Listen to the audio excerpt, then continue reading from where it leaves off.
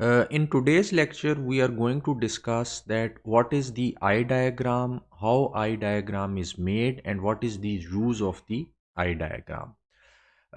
ये सपोज करें कि ट्रांसमीटर से हम वंस और ज़ीरोज़ भेज रहे हैं और इन वंस और ज़ीरोज़ को जो हम शेप दे रहे हैं, वन को हम इस तरह की शेप से रिप्रेजेंट कर रहे हैं और ज़ीरो को हम इस तरह की शेप से रिप्रेजेंट कर रहे हैं।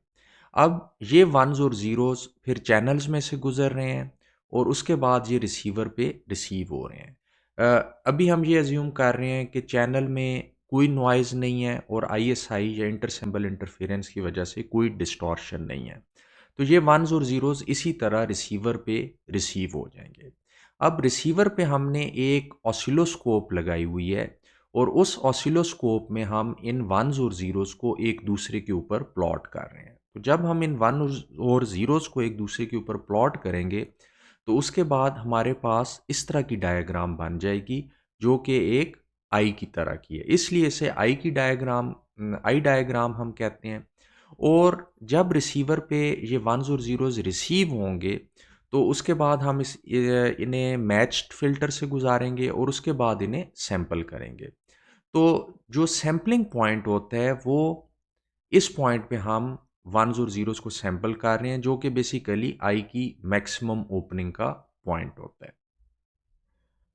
और अगर ये जो ज़ीरोज़ और वंस हैं इनको हमने एक स्क्वायर पल्स की शेप दी हुई है, जैसे ज़ीरो को हमने इस स्क्वायर से रिप्रेजेंट किया हुआ है और वन को हमने स्क्वायर से रिप्रेजेंट किया हुआ है, और जहाँ भी ज़ीरो और वन के दरमियान ट्रांजिशन हो रही है उधर हमने थोड़ा सा टाइम ट्रांजिशन के लिए दिया हुआ है।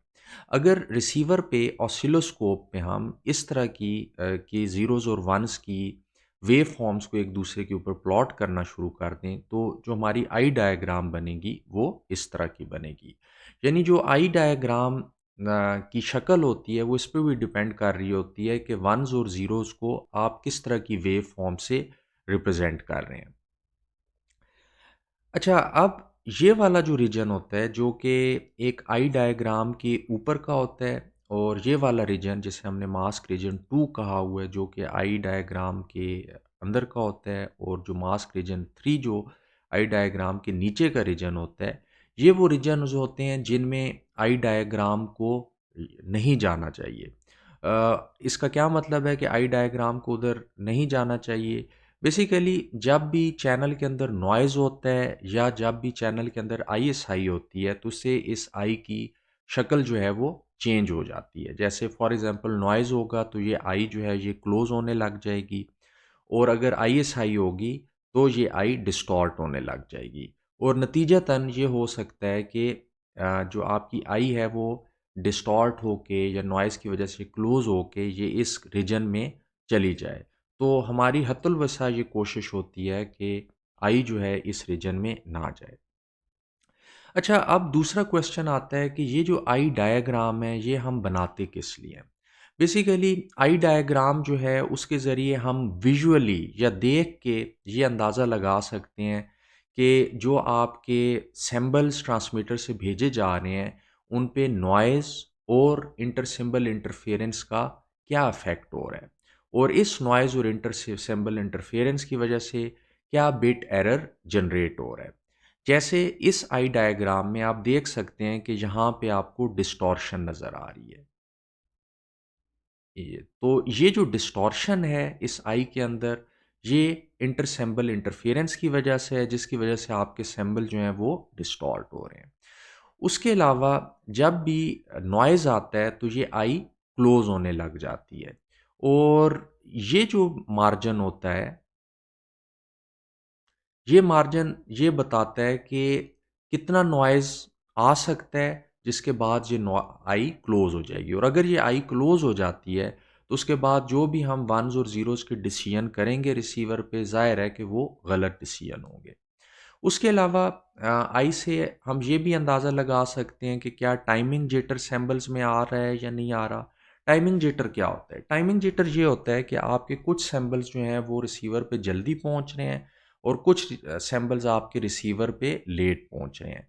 तो इस तरह की और ये रैंडमली हो रहा है, रैंडमली कुछ सैंबल्स जल्दी पहुंच गए, कुछ लेट पहुंच गए, तो उसकी वजह से टाइमिंग जिटर आता है, और जब टाइमिंग जिटर आएगा तो उसकी वजह से भी ये आई जो है डिस्टॉर्ट होगी, यानी कुछ सैंपल्स जो हैं वो आगे चले जाएंगे, कुछ पीछे आ जाएंगे।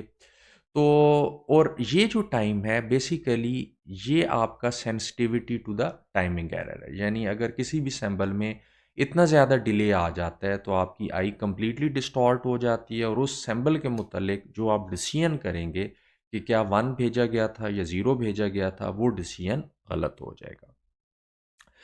अच्छा, अब ये आई डायग्राम जो हम इधर शो कर रहे हैं एक परफेक्ट चैनल की है, जिसमें ना ही आईएसआई है और ना ही उसके अंदर कोई नॉइज़ है, और आप देख सकते हैं कि इसकी मैक्सिमम ओपनिंग जो है इस आई के मिड में है, और इसमें किसी भी तरह की डिस्टॉर्शन नहीं ऐड हुई हुई।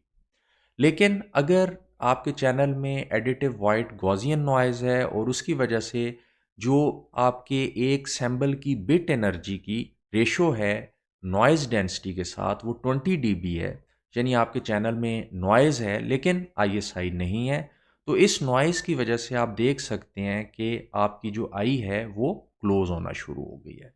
और अगर इस नॉइज़ को आप बढ़ा के 10 डीबी पे ले जाएं तो आप देख सकते हैं कि आपकी आई जो है वो और ज़्यादा क्लोज हो गई है।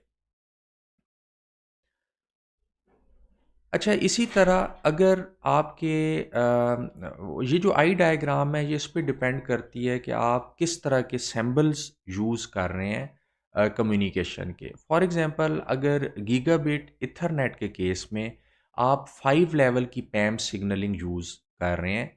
5 लेवल की पैम सिग्नलिंग क्या होती है? फॉर एग्जांपल एक सिंबल जो है उसको आपने इस तरह की वेव फॉर्म से रिप्रेजेंट किया है, एक सिंबल को आपने इस तरह की वेव फॉर्म से रिप्रेजेंट किया है, एक सिंबल को आपने इस तरह की वेव फॉर्म से रिप्रेजेंट किया है, और एक सिंबल को आपने इस तरह की वेव फॉर्म से रिप्रेजेंट किया है, और एक और सिंबल को आपने उसके लिए ज़ीरो वोल्टेज लेवल से रिप्रेजेंट कर रहे हैं।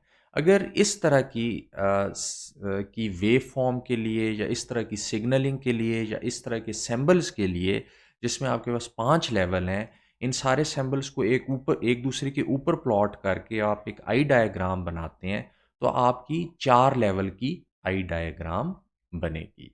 तो इससे जो है तो यानी ये जो आपकी आई डायग्राम होती है ये आपके सिंबल्स पे और आपके number of levels of symbols पे डिपेंड कर रही होती है। उसके अलावा आई डायग्राम हमें ये भी इस पे भी डिपेंड कर रही होती है कि आपका रोल ऑफ फैक्टर क्या है।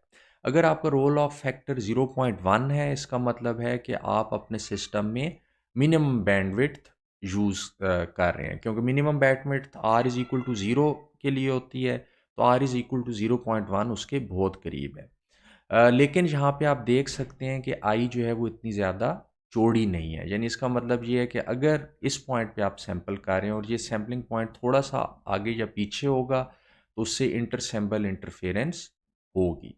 तो ये यानी इस केस में आप बैंडविड्थ बहुत थोड़ी दे रहे हैं, लेकिन आपके सैंपल्स जो हैं वो टाइमिंग एरर से इतने ज़्यादा रोबस्ट नहीं है, यानी आप उसको दुरुस्त पॉइंट पे सैंपल नहीं करेंगे तो आपकी इंटर सैंपल इंटरफेरेंस आएगी। लेकिन अगर आप रोल ऑफ फैक्टर को बढ़ा दें और इसे 0.5 कर दें, तो अब आप देख सकते हैं कि आपकी आई जो है वो ज़्यादा चौड़ी हो गई है, लेकिन आपको की बैंडविड्थ जो आपको चाहिए वो भी बढ़ गई है, और मैक्सिमम बैंडविड्थ जो होती है वो आर इज़ इक्वल टू 1 पे होती है, जिस पे आपकी आई जो है वो मैक्सिमम उसकी चौड़ाई होती है। और इस सूरत में जो आपका ये पॉइंट है सैंपलिंग का, अगर किसी वजह से आप इसको यहाँ भी सैंपल कर लें या यहाँ भी सैंपल कर लें, तो आपके जो डिसीजंस होते हैं 1 और 0 के उन पे इतना असर नहीं पड़ता, लेकिन इस सूरत में आपकी बैंडविड्थ इतनी ज़्यादा एफिशिएंटली यूज़ नहीं हो रही होती। अब हम इस सवाल की तरफ आते हैं कि हम इक्वलाइजेशन क्यों करते हैं। इक्वलाइजेशन का जो बुनियादी मकसद होता है वो चैनल के अंदर जो इंटरसेंबल इंटरफेरेंस आ रही होती है और जो आपके सैम्बल्स को अफेक्ट कर रही होती है, तो रिसीवर पे इक्वलाइजेशन उस इंटरसेंबल इंटरफेरेंस के असर को रिमूव करती है।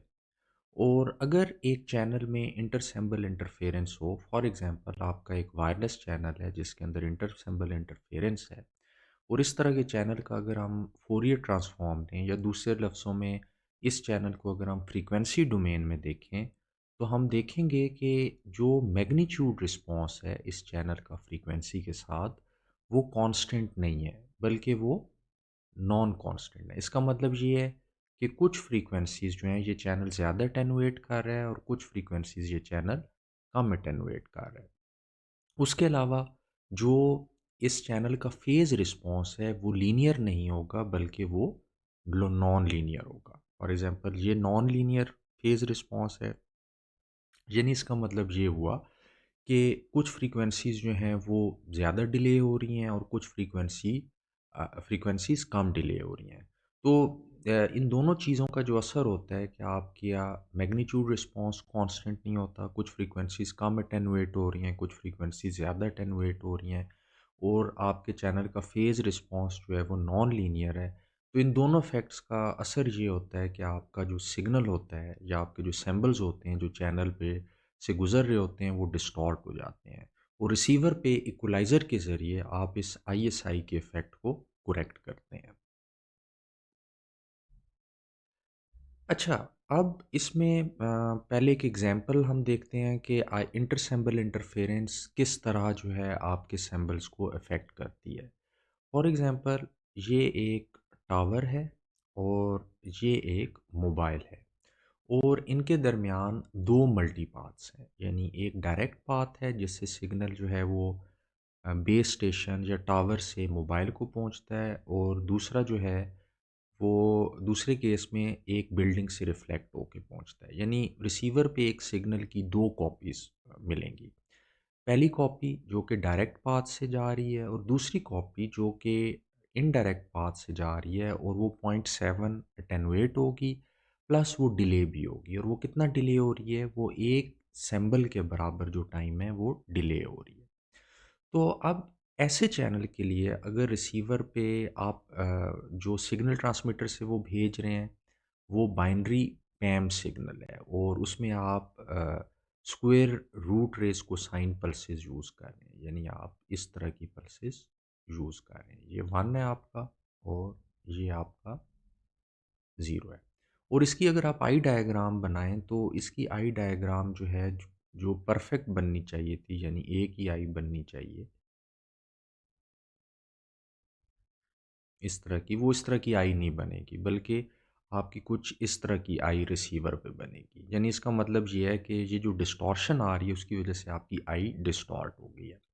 अभी हमने नॉइज़ का इफ़ेक्ट नहीं देखा, लेकिन अगर नॉइज़ भी इस तरह के चैनल में ऐड कर दिया जाए, तो आप देखेंगे कि आपकी ना सिर्फ सिंबल्स डिस्टॉर्ट हो रहे हैं, बल्कि नॉइज़ की वजह से आपकी आई क्लोज़ भी हो रही है। इधर E B over N not 20 dB है, अगर आप नॉइज़ को और ज़्यादा बढ़ा दें और ईबी ओवर एन नॉट को 10 डीबी कर दें, यानी नॉइज़ को बढ़ा दें, तो ज़ाहिर है ये रेशो कम हो जाएगी, तो आपकी आई और क्लोज़ हो जाएगी। तो इसका नतीजा ये होता है कि आपके बिट एरर्स यानी जो आपकी जो बिट्स होती हैं, जो आप वन्स और ज़ीरोज़ भेज रहे हैं, वो जो है रिसीवर पे गलत डिटेक्ट होना शुरू हो जाते हैं, जिसकी वजह से बिट एरर जनरेट होता है। और जो इंटरसेंबल इंटरफेरेंस का इफ़ेक्ट हम रिसीवर पे कैंसल करते हैं, वो बेसिकली हम इक्वलाइज़र की मदद से अ, करते हैं और इसको हम इक्वलाइज़ेशन प्रोसीजर कहते हैं। अब हम इसको देखते हैं कि जो इक्वलाइज़र होता है वो रिसीवर पे कहाँ पे लगा होता है। ट्रांसमीटर पे आपके पास जो है वो ज़ीरोज़ और वन्स होती हैं बिट्स होती हैं। फॉर एग्ज़ाम्पल जो 1 बिट है उससे पहले आप एक इम्पल्स बना लेते हैं, फिर 0 से एक नेगेटिव इम्पल्स बना लेते हैं। उसके बाद इसे एक ट्रांसमिट फ़िल्टर से गुज़ारते हैं जो कि आपकी बिट्स को एक शेप दे देते हैं और उसके बाद जो है एक वेव फॉर्म की शक्ल दे देते हैं आपके वन्स और ज़ीरोज़ को। और उसके बाद आप फिर इन वेव फॉर्म्स को वन्स और ज़ीरोज़ की वेव फॉर्म को चैनल से गुज़ारते हैं और जो चैनल में आईएसआई का इफ़ेक्ट होता है उसको आप एक फ़िल्टर के तौर पे मॉडल करते हैं। यानी इसका मतलब ये है कि जहाँ पे चैनल में आईएसआई का इफ़ेक्ट इस फ़िल्टर के तौर पे मॉडल हो रहा है। और फिर चैनल में नॉइज़ का इफ़ेक्ट भी उसमें ऐड होता है और रिसीवर पे इक्वलाइज़र जो है ये भी आपका एक फ़िल्टर होता है जो बेसिकली आपके जो चैनल में इंटरसेंबल इंटरफेरेंस का इफ़ेक्ट होता है इसको कैंसल करता है और ये इक्वलाइज़र आपका जो रिसीव फ़िल्टर होता है या जो मैच फ़िल्टर होता है उससे पहले भी लग सकता है और उसके बाद भी लग सकता है। और ये जो आपका ट्रांसमिट फ़िल्टर होता है और जो आपका रिसीव फ़िल्टर होता है, ये दोनों एक दूसरे से मैच्ड होते हैं, जैसे कि हमने पहले पढ़ा था। यानी ये जो है इनका जो रिस्पॉन्स होता है वो स्क्वायर रूट रेज़ कोसाइन होता है। तो मैच फ़िल्टर से गुज़रने के बाद फिर हम इन सिंबल्स को सैंपल करते हैं और फिर हम ये डिटेक्टर ये डिसाइड करता है कि 1 भेजा गया था या 0 भेजा गया था। अब जैसे कि हमने ये डिस्कस किया कि जो इक्वलाइज़र होता है वो एक फ़िल्टर होता है जिसका रिस्पॉन्स जो होता है चैनल के फ़िल्टर से ऑपोज़िट होता है। यानी इसका मतलब ये हुआ कि अगर फ्रीक्वेंसी डोमेन के अंदर मैं चैनल को मल्टीप्लाई करूँ इक्वलाइज़र के रिस्पॉन्स के साथ, तो जो रिज़ल्ट आना चाहिए वो 1 आना चाहिए। या दूसरे लफ्ज़ों में जो आपका इक्वलाइज़र होता है जो कि एच ई ऑफ एफ होता है, it is equal to 1 over H C of F. H C of F जो है आपके चैनल का फ्रीक्वेंसी रिस्पॉन्स है और इस फ्रीक्वेंसी रिस्पॉन्स के दो हिस्से होते हैं। एक इसका मैग्नीट्यूड रिस्पॉन्स होता है, एक इसका फेज़ रिस्पॉन्स होता है। यानी इसको मैं इस तरह लिख सकता हूँ।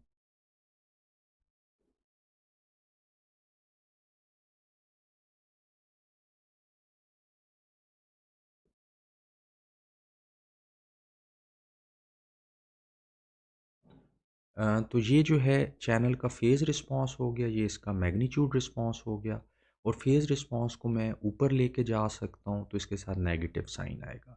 यानी इसका मतलब ये हुआ कि जो इक्वलाइज़र होता है उसका जो फ़ेज़ रिस्पॉन्स होता है वो चैनल के फ़ेज़ रिस्पॉन्स से नेगेटिव होता है। और अगर मैग्नीट्यूड रिस्पॉन्स की बात की जाए तो एक इक्वलाइज़र का जो मैग्नीट्यूड रिस्पॉन्स होता है वो 1 over magnitude response of the channel होता है। तो इस तरह इक्वलाइज़र जो है वो एक ऐसा फ़िल्टर होता है जो कि चैनल में आईएसआई के इफ़ेक्ट को कैंसल कर देता है। अब इस लेक्चर के अंदर या इस कोर्स के अंदर जो 2 तरह के इक्वलाइज़र्स हम डिस्कस करेंगे, ये equaliser basically FIR based equaliser है। यानी इसका मतलब ये हुआ कि ये फ़ाइनाइट इम्पल्स रिस्पॉन्स फ़िल्टर के ऊपर ये इक्वलाइज़र बेस्ड करते हैं और इसका जो इन इक्वलाइज़र्स का दूसरा नाम जो है लीनियर ट्रांसवर्सल इक्वलाइज़र भी है या लीनियर ट्रांसवर्सल फ़िल्टर भी है। एफआईआर फ़िल्टर को आप लीनियर ट्रांसवर्सल फ़िल्टर भी कह सकते हैं। तो ये जो इक्वलाइज़र हैं ये एफआईआर फ़िल्टर पे बेस करते हैं। और एक और नाम जो एफआईआर फ़िल्टर का होता है वो टैप डिले लाइन भी होता है। तो अब ये जो इसमें जो 2 टाइप्स हम देख रहे हैं, एक इसमें ज़ीरो फोर्सिंग इक्वलाइज़र है जिसको हम थोड़ी डिटेल में देखेंगे और एक मिनिमम मीन स्क्वायर इक्वलाइज़र है जिसकी सिर्फ हम डेफिनेशन देखेंगे। अब जो आपका एफआईआर फ़िल्टर होता है, उसको हम जैसे कि हमने अभी बात की कि उसे टैप डिले लाइन फ़िल्टर भी कहते हैं। उसे टैप डिले लाइन फ़िल्टर हम किस लिए कहते हैं? उसे टैप डिले लाइन फ़िल्टर इसलिए कहते हैं कि अगर आप एफआईआर फ़िल्टर की इक्वेशन देखें, यानी उसके अंदर जो ऑपरेशन हो रहा होता है, तो उसके अंदर जो आपका इनपुट सिग्नल होता है, वो फ़िल्टर के कोएफ़िशिएंट्स के साथ कन्वॉल्व हो रहा होता है। और कन्वोल्यूशन के अंदर एक सिग्नल को हम फ्लिप करते हैं और दूसरे के ऊपर पास करते हैं और उसको ऐड करते जाते हैं। तो यहाँ पे जो इनपुट सिग्नल है यानी जो सिग्नल आपका रिसीवर पे रिसीव हुआ है, फॉर एग्जांपल ये वाला सिग्नल आपका रिसीवर पे रिसीव हुआ है और इसको आपने इक्वलाइज़र से गुजारना है जो कि एफआईआर फ़िल्टर पे है। तो इस सिग्नल को आप फ्लिप करेंगे और फिर आप फ्लिप करने के बाद वन बाय वन इस सिग्नल की जो वैल्यूज़ होंगी उनको इन शिफ्ट रजिस्टर्स में गुज़ारते जाएँगे और उसके बाद आप इनको कोएफ़िशिएंट से मल्टीप्लाई करेंगे और जो रिज़ल्ट आएगा जो उन सब को आप फिर ऐड कर देंगे। तो चूँकि यहाँ पे शिफ्ट रजिस्टर्स होते हैं तो इसलिए आप इसको टैप डिले लाइन फ़िल्टर भी कहते हैं। तो ये आपका जो है एफआईआर फ़िल्टर है। अब ये एफआईआर फ़िल्टर इसके ज़रिए आप ज़ीरो फोर्सिंग इक्वलाइज़र भी इम्प्लीमेंट कर सकते हैं और इसके ज़रिए आप minimum mean square error equaliser भी इम्प्लीमेंट कर सकते हैं। यानी आप कोएफ़िशिएंट्स को इस तरह एडजस्ट करेंगे कि आउटपुट में जो आपका सिग्नल होगा वो इक्वलाइज़ हो जाएगा, उसमें आईएसआई का इफ़ेक्ट जो है वो ख़त्म हो जाएगा। अच्छा, सबसे पहले हम आते हैं ज़ीरो फोर्सिंग इक्वलाइज़र के ऊपर। तो इसको ज़ीरो फोर्सिंग इक्वलाइज़र हम क्यों कहते हैं? फॉर एग्ज़ाम्पल ये सिग्नल आपका रिसीव हुआ, तो ज़ीरो पॉइंट के ऊपर इस सिग्नल जो आपकी ज़ीरो है, इसके ऊपर इस सिग्नल की वैल्यू 1 होनी चाहिए। और जो आपके बाकी सैंपलिंग पॉइंट्स हैं, जैसे आफ्टर फर्स्ट टाइम पीरियड जहाँ पे आप सिग्नल को सैंपल कर रहे हैं, यहाँ पे इसकी वैल्यू 0 होनी चाहिए, लेकिन आईएसआई की वजह से जहाँ पे -0.3 है। इस पॉइंट पे फिर 0 होनी चाहिए, लेकिन जहाँ पे 0.1 है, और इस पॉइंट पे भी 0 होनी चाहिए। इसी तरह यहाँ पे भी -t पे भी ये 0 होनी चाहिए, लेकिन ये 0.2 है। तो इन पॉइंट पे आईएसआई की वजह से 0 की बजाय हमें कोई और वैल्यू मिल रही है, और 0 के ऊपर हमें 1 की बजाय 0.9 मिल रही है।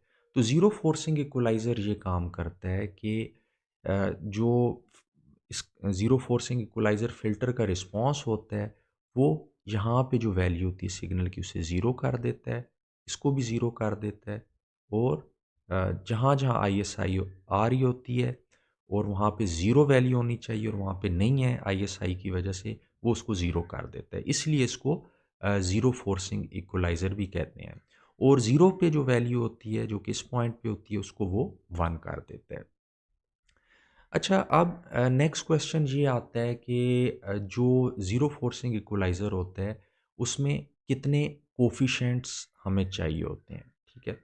तो जितने पॉइंट्स पे हमने इंटरसेंबल इंटरफेरेंस को कैंसल करना है, वो डिपेंड करता है कैपिटल एन पे, और उसी हिसाब से जो आपका इक्वलाइज़र है, उसके अंदर कोएफ़िशिएंट्स भी होंगे।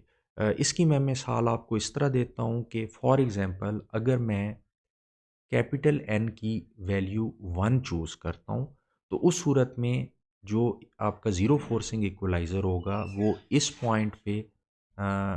इस पॉइंट को ज़ीरो कर देगा, यानी इस पॉइंट पे आईएसआई को कैंसल करके इसको फ़ोर्स करेगा कि ये पॉइंट ज़ीरो हो जाए। इसी तरह एक पॉइंट ज़ीरो से दूसरी तरफ, यानी इस तरफ, इसको भी फ़ोर्स करके वो ज़ीरो कर देगा, और जो ज़ीरो पॉइंट है उसको वो फ़ोर्स करके 1 हो जाएगा। यानी n इज़ इक्वल टू 1 का मतलब ये होगा कि ये इक्वलाइज़र 1, 0 और -1 पॉइंट्स पे इक्वलाइज़र पे आईएसआई को कैंसल करेगा। यानी 2n प्लस 1 पॉइंट्स पे ये आईएसआई को ख़त्म करेगा, और इसके लिए जो हमें कोएफ़िशिएंट्स चाहिए होंगे, वो भी 2n प्लस 1 चाहिए होंगे, यानी 3 कोएफ़िशिएंट्स चाहिए होंगे। अगर मैं ऐसा इक्वलाइज़र करूँ जो n is equal to 2 points पे आईएसआई को ख़त्म करे, तो इसका मतलब ये होगा कि वो जिन पॉइंट्स पे आईएसआई को ख़त्म करेगा, वो पॉइंट्स होंगे 2, ये वाला पॉइंट, 1, ये वाला पॉइंट, 0, ये वाला पॉइंट, -1, ये वाला पॉइंट, और -2, ये वाला पॉइंट। यानी इन पॉइंट्स पे ये आईएसआई को ख़त्म करेगा, यानी 5 पॉइंट्स पे, और इसके लिए जो कोएफ़िशिएंट्स हमें चाहिए होंगे इक्वलाइज़र के, वो भी 2n प्लस 1 होंगे, यानी 5 कोएफ़िशिएंट्स होंगे। तो बेसिकली ज़ीरो फोर्सिंग इक्वलाइज़र में हम 2n प्लस 1 कोफिशिएंट्स इक्वलाइज़र के इस तरह एडजस्ट करते हैं कि वो -n से +n जो पॉइंट्स हैं उन पे इंटरसेंबल इंटरफेरेंस को ज़ीरो कर दें। यानी कि 2n प्लस 1 पॉइंट्स पे इंटरसेंबल इंटरफेरेंस को कैंसल करेगा। तो जो आपका ज़ीरो फोर्सिंग इक्वलाइज़र होता है, वो एक एफआईआर फ़िल्टर होता है, जिसके अंदर आप इनपुट सिग्नल को फ़िल्टर के कोएफ़िशिएंट से कन्वॉल्व कर रहे होते हैं, और आउटपुट पे आईएसआई का इफ़ेक्ट जो है वो कैंसल हो रहा होता है। अब आइडियली तो आप ये चाहते हैं कि सिग्नल के जो रिसीव्ड सिग्नल है, उस या जो रिसीव्ड सैंपल है, उसके हर पॉइंट से इंटरसैंपल इंटरफेरेंस ख़त्म हो जाए। यानी k इज़ इक्वल टू 0 पे आपके रिसीव्ड सिग्नल की वैल्यू 1 हो, और बाकी सारे पॉइंट्स पे इसकी वैल्यू 0 हो। लेकिन इन प्रैक्टिस इस तरह मुमकिन नहीं होता कि आप सिग्नल के हर पॉइंट से इंटरसेम्बल इंटरफेरेंस को ख़त्म कर लें, क्योंकि उसके लिए जो फ़िल्टर चाहिए होगा, उसकी जो कोफिशिएंट्स नंबर ऑफ़ कोफिशिएंट्स होंगे वो बहुत ज़्यादा होंगे और कॉम्प्लेक्सिटी बहुत ज़्यादा बढ़ जाएगी। तो आप ऐसा नहीं करते, बल्कि आप n की, कैपिटल N की एक वैल्यू चूज़ कर लेते हैं। यानी अगर आप ये देखते हैं कि मैं n इज़ इक्वल टू 2 की वैल्यू चूज़ करूँ, तो जो मेजर ISI आ रही है मेरे रिसीव्ड सिंबल के अंदर, वो ख़त्म हो जाती है। यानी जो मेजर ISI अगर मेरे सिंबल्स में 0.2 1 0 -1 और 2 पे आ रही है, तो मैं n is equal to 2 choose करूँगा और उसके लिए मुझे 2n+1 यानी 5 कोफिशिएंट्स चाहिए होंगे। और अगर मेजर ISI 1 0 और -1 पे आ रही है, तो मैं n is equal to 1 choose कर लूँगा। यानी मैं कोशिश करता हूँ कि सिर्फ उतने ही फ़िल्टर के कोफिशिएंट्स चूज़ करूँ, जिससे जो सफिशिएंट ISI, जो मेजर ISI का फैक्ट हो, वो कैंसल हो जाए, क्योंकि हर पॉइंट से ISI को बिल्कुल ज़ीरो कर देना मुमकिन नहीं होता।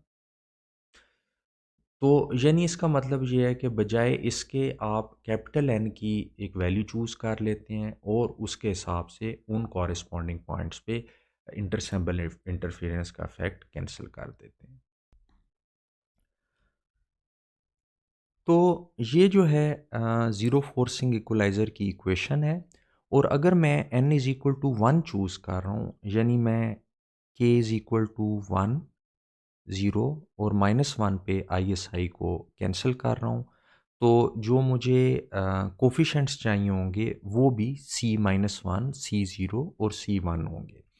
तो k इज़ इक्वल टू -1 पे जो आउटपुट है इक्वलाइज़र की, इट वुड बी जहाँ-जहाँ k आएगा इस इक्वेशन में, उधर मैं -1 पुट कर दूँगा।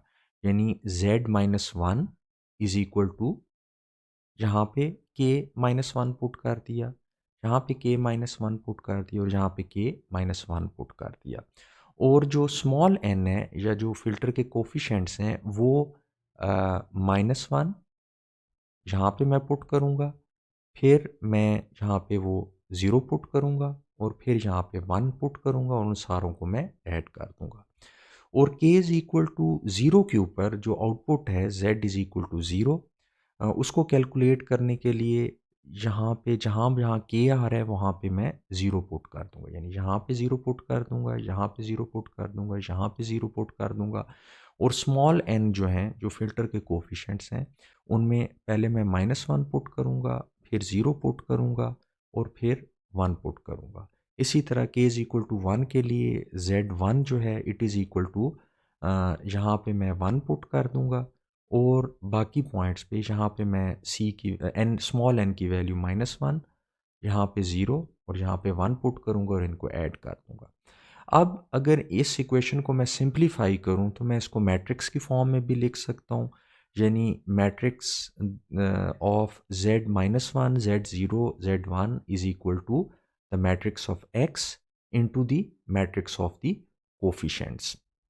तो यहाँ पे मैं देख सकता हूँ कि जो इनपुट सिग्नल का मैट्रिक्स बन रहा है, उसकी डायमेंशंस 3/3 है। यानी इसकी डायमेंशंस 2n+1/2n+1 है और बाकी जो मैट्रिक्सेस हैं उनकी डायमेंशंस 2n+1 है।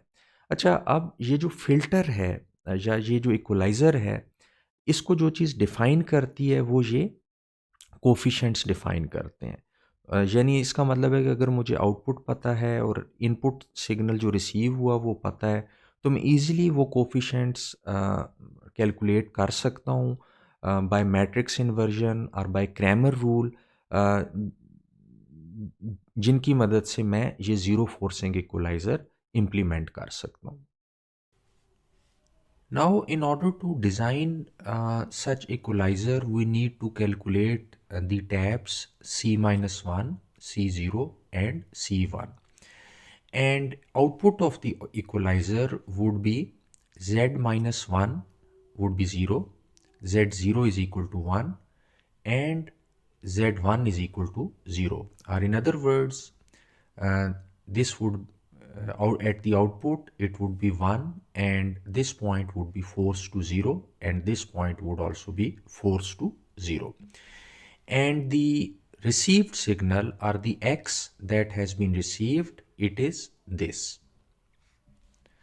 And at time 0 we have 0.9.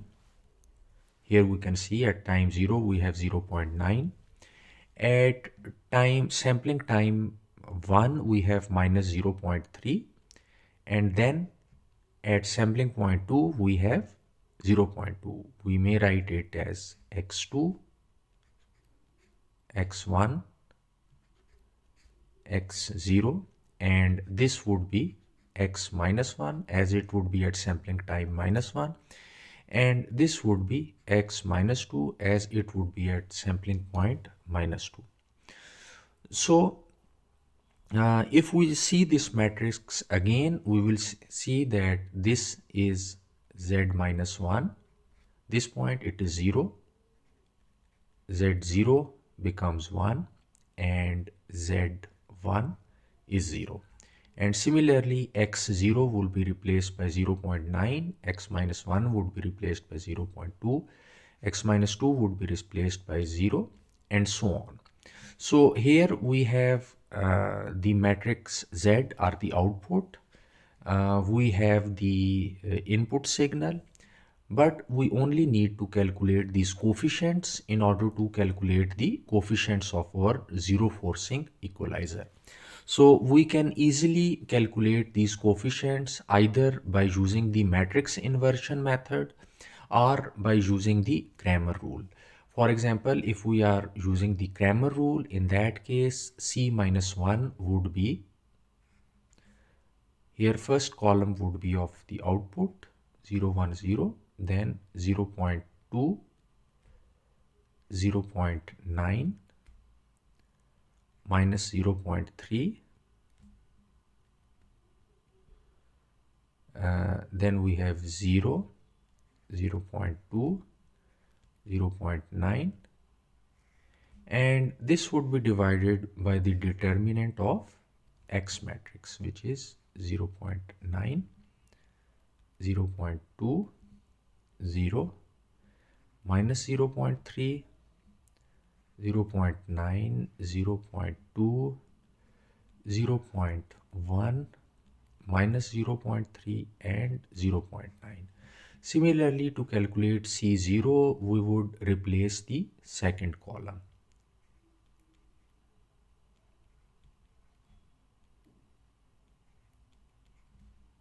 Here we will have 0, 1, 0.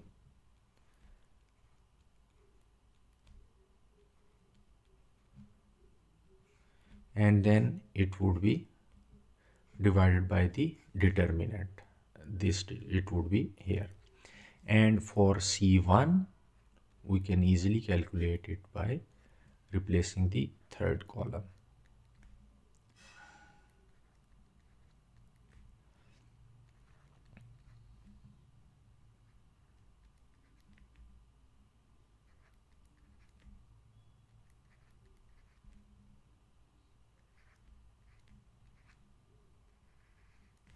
And we would divide it by the determinant of X.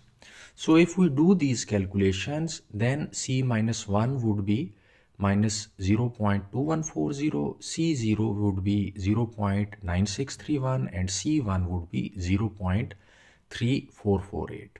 And so calculating these coefficients means calculating the coefficients of the equalizer that would force the ISI at points 0, 1, and minus 1 to 0. So to check whether our equalizer is working properly or not, we would simply convolve these coefficients with the incoming signal, and we were using the convolution command in the MATLAB for that.